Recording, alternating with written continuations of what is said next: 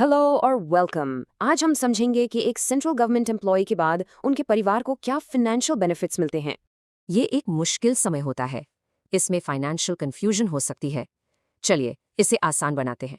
सरकार ने फैमिलीज के लिए एक फाइनेंशियल सपोर्ट सिस्टम बनाया है। आइए इसे आसानी से समझते हैं। आज हम इन 5 इंपॉर्टेंट सेक्शंस को कवर करेंगे ताकि आपको पूरी जानकारी मिल सके। Let's start. तो फैमिली को पेंशन, ग्रेच्युटी, इंश्योरेंस और लीव एनकैशमेंट जैसे बेनिफिट्स मिलते हैं। Let's break them down. सबसे पहले फैमिली पेंशन। पहले 10 साल तक एम्प्लॉय की आखिरी सैलरी का 50% मिलता है और 10 साल पूरे होने के बाद ये पेंशन अमाउंट 30% हो जाता है। पेंशन एक स्पेसिफिक ऑर्डर में मिलती है, सबसे पहले स्पाउस को, फिर बच्चों को और आखिर में पेरेंट्स को। अब बात करते हैं डेथ ग्रेच्युटी की। ये एक वन टाइम लमसम पेमेंट है जो परिवार को मिलता है। ग्रेच्युटी का अमाउंट सर्विस के सालों पर डिपेंड करता है। जितनी लंबी सर्विस उतना ज्यादा अमाउंट। नेक्स्ट है CGGIS। ये एक ग्रुप इंश्योरेंस स्कीम है जिसमें सेविंग्स और इंश्योरेंस दोनों होते हैं। आपका जो कंट्रीब्यूशन है उसका 70% सेविंग्स फंड में और 30% इंश्योरेंस फंड में जाता है। डेथ के केस में फैमिली को सेविंग्स फंड का बैलेंस और इंश्योरेंस कवर दोनों मिलता है।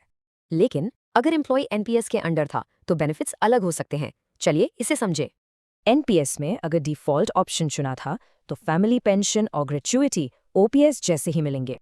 लेकिन अगर NPS कॉर्पस ऑप्शन लिया था तो एक लमसम और एन्युटी मिलती है, फैमिली पेंशन नहीं। तो इन सभी बेनिफिट्स को क्लेम कैसे करें?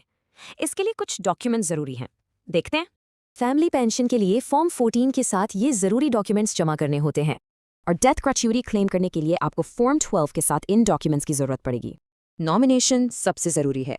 सही नॉमिनी का नाम होने से प्रोसेस स्मूथ और फास्ट हो जाता है। सही जानकारी और तैयारी मुश्किल समय में आपकी सबसे बड़ी ताकत होती है। तो याद रखें, फैमिली के लिए पेंशन, ग्रेच्युटी, इंश्योरेंस और सही डॉक्यूमेंट्स की जानकारी जरूरी है। तो सोचिए, क्या आपके परिवार के पास ये सारी जानकारी है? सही प्लानिंग परेशानियों से बचा सकती है।